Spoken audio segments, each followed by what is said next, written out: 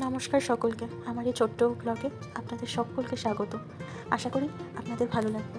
যদিও দিনের শুরুটা আমার অন্যরকমভাবে ছিল। আমি যেখানে থাকি সেখানে পরিবেশকে খুবই পছন্দ করে সবাই, খুব ভালোবাসে আর খুব যত্নে রাখে।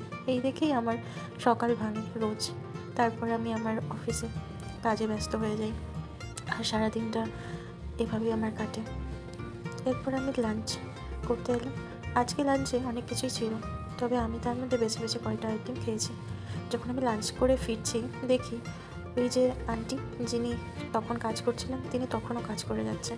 বিকেলে যখন কফি খাই ওপর থেকে দাঁড়িয়েও আমি ওনাদেরই কাজ দেখছিলাম। কত পরিষ্কার রাখে চারপাশটা, এত সুন্দরভাবে সাজিয়ে রাখে যেটা দেখতেও ভালো লাগে। যাই হোক, আমার এবার লেকচার অ্যাটেন্ড করার পালা।